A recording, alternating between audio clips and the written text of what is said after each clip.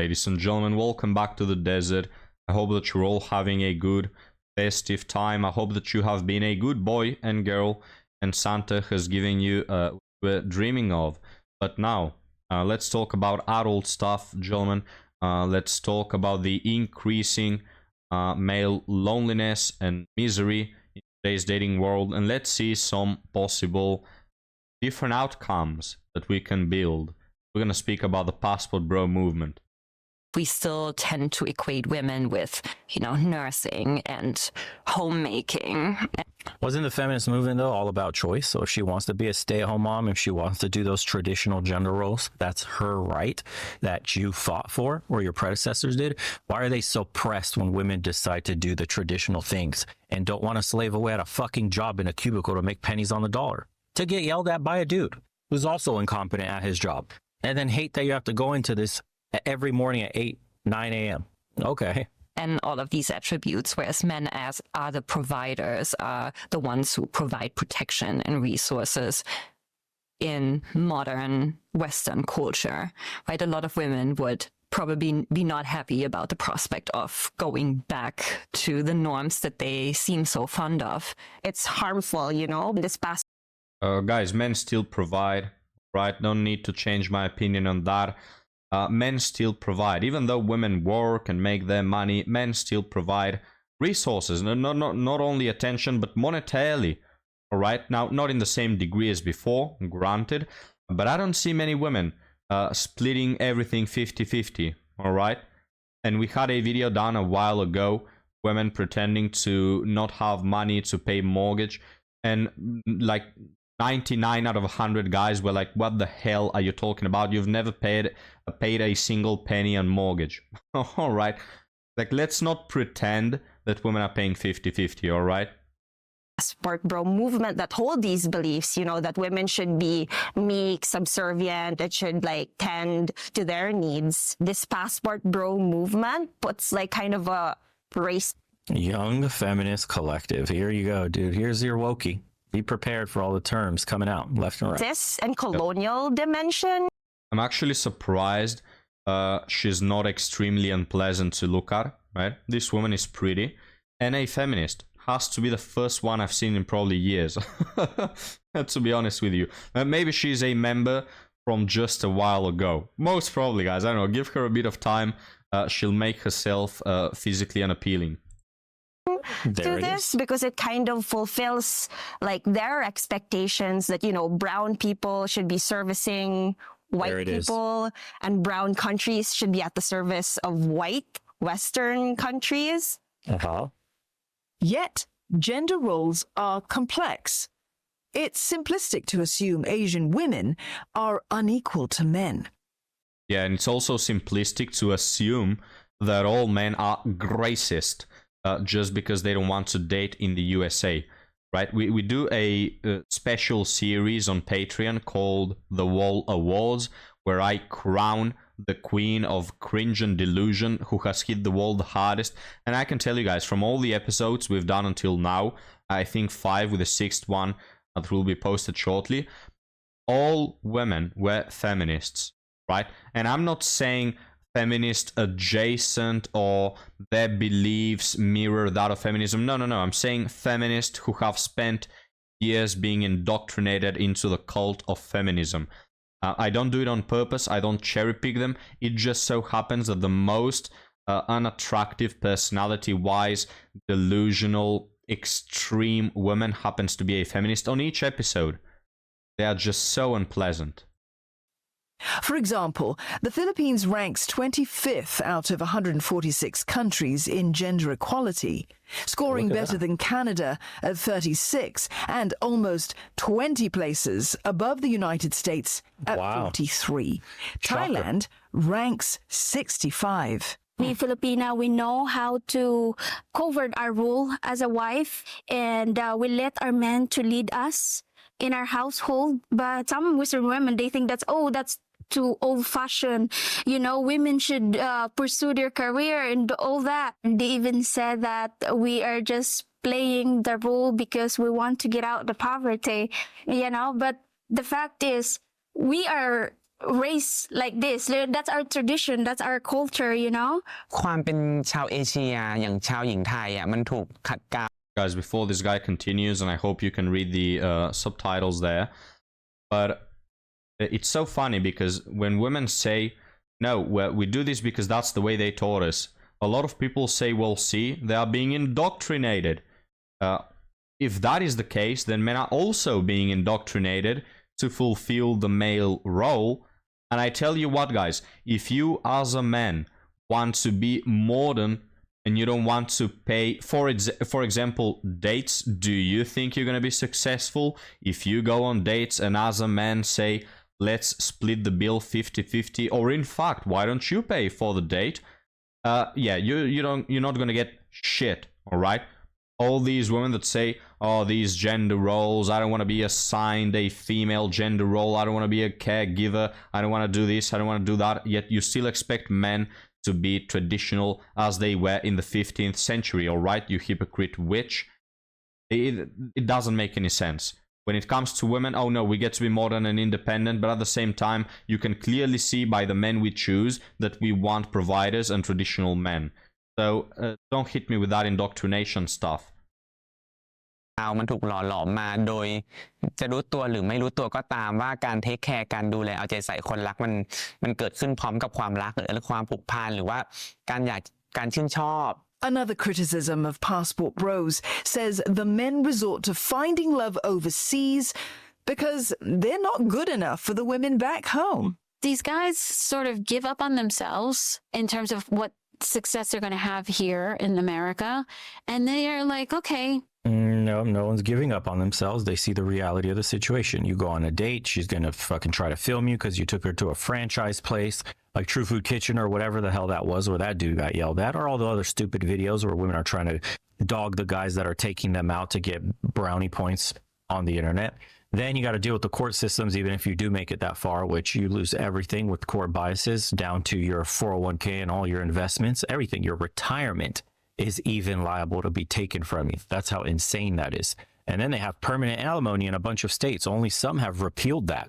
So imagine you got to pay this person for life and they're out there dating, getting their guts rearranged and with somebody else, but you're still paying for everything. Then they can take your kids away, just say you touched them or something like that, and the court system will not be lenient on you at all. So it's like, okay, marriage, no go in the West. Okay, what's next? Dating's gotten really toxic. Why? Because the masculine nature, the toxic masculinity, the patriarchy, and men are predators, and what are men good for? So it's gotten very adversarial. So women think they're better than the men, but they can't do anything feminine themselves like their grandmothers used to. They can't cook, they can't clean, they're super loud, obnoxious, annoying, and fight you on everything.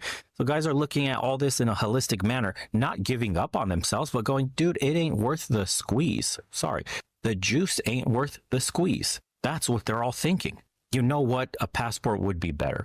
I am going to just take time off from dating, and I'm just going to go do it overseas when I get some funds. He's so right about this. I was going to mention sarcastically that, guys, you are just simply not doing enough for not being 6 feet tall and having a jawline and a six-pack and a 6-digit income. Just push yourselves a bit harder so you're noticed by these women.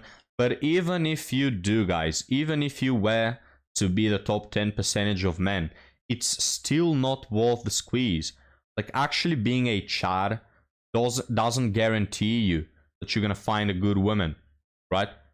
So even if you manage to get their attention, the juice is not worth the squeeze. I'm not even going to put the effort in.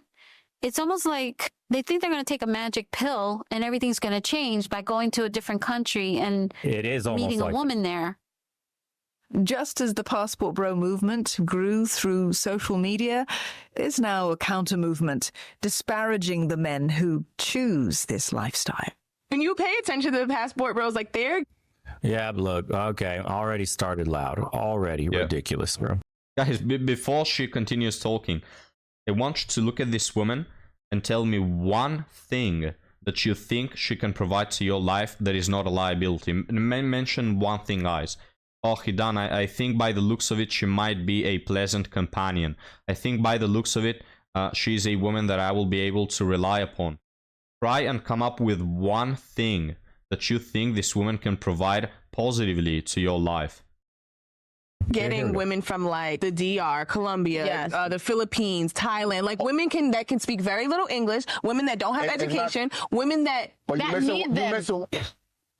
But here is where these critics are getting pushback. Some from women in Southeast Asia themselves. Look, guys, another body, another shorty that is very attractive. I know, guys, I might look the flights towards Asia. I'm liking what I'm seeing. Filipinos are depicted as desperate, submissive, and at a man's beck and call. Do you have any clue how insulting that is? By suggesting that Look at the tone as well. This woman is currently angry, and this is her tone.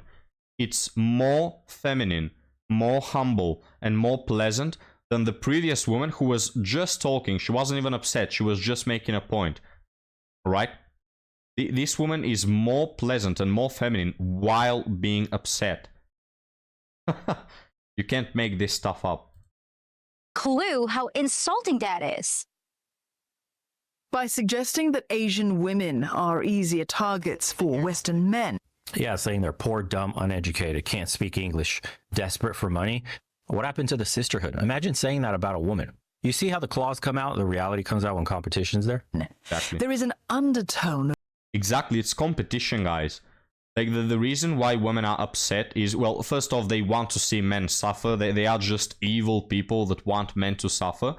But it's like, from their eyes, in their eyes, their sheep are being taken away from them. You know, their resources, their simps, the men who pay the dates, the men who show them attention, are now switching their attention to other women. I don't even know. You know, it's like a business. Their sheep, guys, are being taken away to a different place. They don't like it. They are upset. Of racism. The implication being that Asian women are less than compared to Western women. A woman commented, if you worked harder, you could get a first world queen. And it's just like, holy, the same sort of stereotypical nature to say like all Filipino women are X is to say all American men dating in the Philippines are X. I grew up here in the Philippines. In this region, like we have more women living in poverty than men, more women working in the informal sector, and more women carrying the burden of the formal sector. Oh, this is the feminist one, guys. Look at her reading her feminist book right here. Very educated woman, and she happens to be from the Philippines, which we didn't know up until this moment. So there is a stark difference. All the women we're seeing, I think, are from the Philippines, or maybe some are from Thailand, but most of them are from the Philippines, and most of them are traditional, conservative. This one, though, is a feminist, all right? And coincidentally, this one happens to be the obnoxious, unpleasant one. Wow, what a coincidence. It's almost as if this woman didn't receive proper education from her parents, and she succumbed to the feminist cult that turned her into an unpleasant bitch that nobody wants to date. And more women carrying the burden of care work or like work at home. And often, you know, like they don't have a choice in terms of like these expectations of them, but also understand that, you know, women also still have agency, and women are or should be able to make decisions based on what they think is best, based on kind of their personal. I mean, we saw women making decisions saying, I want to be a trad wife, I want to be home with the children. Why don't you respect that, right? Oh, I'm a feminist, I want women to be able to make decisions. All right, we ladies made the decision to be stay-at-home wives. Oh no, you can't do that. You are manipulated currently. You don't know what you're talking about. You should be like me, single at 30, talking about feminism and reading feminist literature, which is, it's an insult to call the feminist bullcrap whatever's written on the pages literature, but anyway.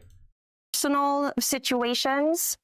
Okay, the conversation should end there because they're choosing these men. They want to be taken care of. They want to skip all the school, the hard work, the shitty job, the low pay, and go straight to being a stay-at-home mom with a man who has more than enough money to provide for her and her kids. Done. Shortcut achieved. Lifestyle granted. Happiness abundant. and they can't stand that they make that choice. No, sis, they don't all want to go to school like you and spout out feminist rhetoric and be fucking unhappy with their lives. I think it's so important for us not to... I don't know how this woman got indoctrinated. It could be the educational system. I don't know how the educational system is in the Philippines, but at least in the West, guys, these universities and stuff, they're just indoctrination camps, all right? The people live there with barely any knowledge. There are certain professions, certain paths you can take in which you can actually learn something, but most of the degrees, people come out of there not knowing anything relevant and only being indoctrinated. See women as victim. Pam has dated a few passport bros in Bangkok. She's looking for a committed relationship and prefers dating foreigners to local men. The kind of I'll be interested to know why these women are interested in foreigners. Maybe because they can provide more. It wouldn't shock me. But then, guys, we have another shorty, another body. Holy hell. I'm starting to think that all Philippine women are 8 and above. history is different when I talk to foreigners. When I was living abroad, I just felt like, yeah, talking to people in different countries, like I felt more like openness. Overseas educated and a professional in public relations, Pam... Wow, she doesn't sound dumb, poor, or stupid. How crazy is that? Pam holds dual degrees in arts and media. She does not fit the stereotype of the uneducated, docile figure that critics paint. It seems that way. I think I am quite independent as well compared to other Asian girls, but I don't think I'm super different from regular Thai ladies. Asian women. Wait. Are you telling me that you can be independent and need and want a man at the same time? Wow. How is that even possible? I thought that being independent means that you don't need no man. And if you need a man, that also means that you are a slave, right? But apparently this woman has found a way, guys. It's shocking, really.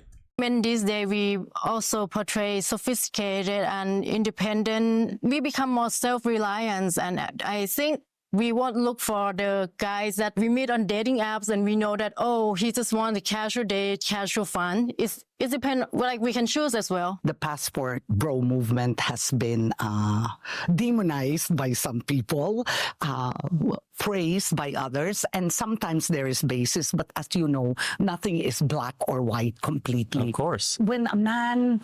This is what people need to understand about this. There will always be the nefarious actors that attach themselves to this, quote, movement, and any movement in the future. And the same was with the red pill and anything else you could pick. Once something gets popular enough, mainstream enough, there will be nefarious actors that will do things under that umbrella. And then it makes the rest of the group bad. That's how you soil the entire image, the movement, the idea. But they're not representative of the average person that's doing this. The average person that's doing this is legitimately going overseas to change their life financially and romantically. This is true. And also you find this about the red pill, where, yes, there are bad apples here and there. There are grinders. There are men that, are really extreme in their beliefs or in their behaviors. But mostly we are not, all right? Contrary to feminism, guys, when have you found a feminist that isn't absolutely extreme and toxic? When have you found one? The women I see that are, I don't know if to call it real feminists, let's say the women that respect other women and respect female achievements, they don't call themselves feminists, I, guys, respect women. I find value in what they provide. I cherish their achievements, yet I don't call myself a feminist. I just call myself a normal dude, Every person, you can value women, you can respect them, and not call yourself a feminist. If you call yourself a feminist, then like 99% of the times, you come with extreme beliefs, talking about the patriarchy all the time, and just being a sick in the mind individual. And it's going well. They have genuine intentions and it's working, which is why it's blowing up, because so many men are finding success. from the guys that get called dusties, from chads that are just tired of the pump and dump scheme in the West. Like, it's for all ranges of men. And they're finding the traditional values that they're looking for. But occasionally, you will have the grifters, the turds, and the dark underbelly of some of these actors that... Oh, I just realized it's not grinders, it's grifters. Oh, sorry, guys. I meant grifters. Present themselves as part of this movement that are there for, like, sexploitation. It is true. There are those nasty turds, but it's up to the people within the group, within the movement or the ideology, whatever it is that you want to call this thing or any other thing that spawns in the future. If they don't push back against that, if they don't call these people out and ostracize them, if they don't completely excise them from this idea, then the majority of the mainstream will paint you as one and the same. You will be guilty by association. This is why this self-policing thing is super important, especially in a movement like this that it hangs in the balance for men in the future. Because the moment you get those nefarious actors and they soil the entire thing, men are going to be shamed yet again into going overseas and changing their lives. They'll be looked at as creeps by default. You guys have to push back. Seriously, those of you that consider yourself passport bros or are within the passport bro forums or all that, you need to viciously stamp out those nefarious actors because they will ruin this entire thing for you. I'm telling you, man. Same thing like when the red pill grifters came along and were saying extreme radical shit, and then the red pill became a joke. It's like nothing but toads left in that movement and people that make fun of them and they say extreme shit just to get any views that are left and have alienated most of mainstream. Well, that's what happened. I'm going to pause it right here, guys. Again, we'll continue the video tomorrow. These videos are so interesting for me that I don't notice the time passing.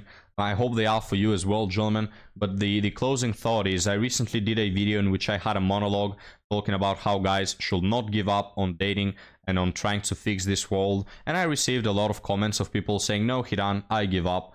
You can't change my mind on this. And fair enough, I'm not here to change anyone's mind. I'm here to speak my mind and hear what you guys think.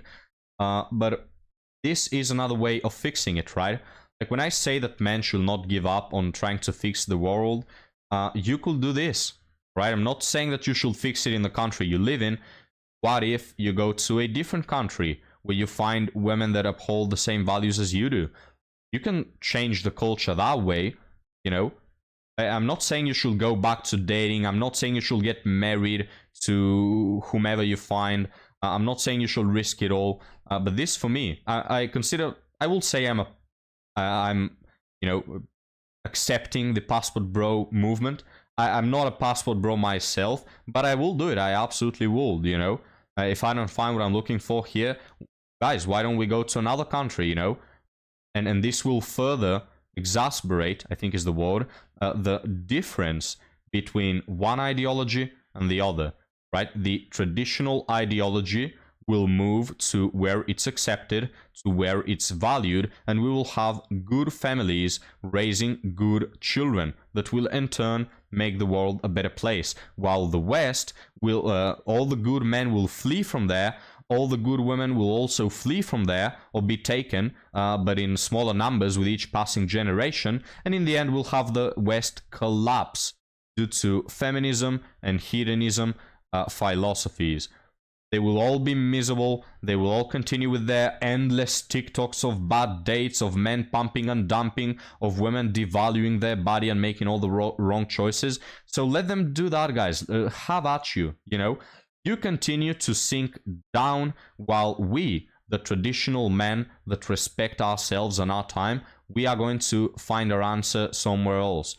And we'll, with each passing year, see more and more clearly which ideology is better for the world, for families, for men and women and children and everybody. So that's the end thought, gentlemen. Let me know what you think, and I'll see you on the next one. Have a good one.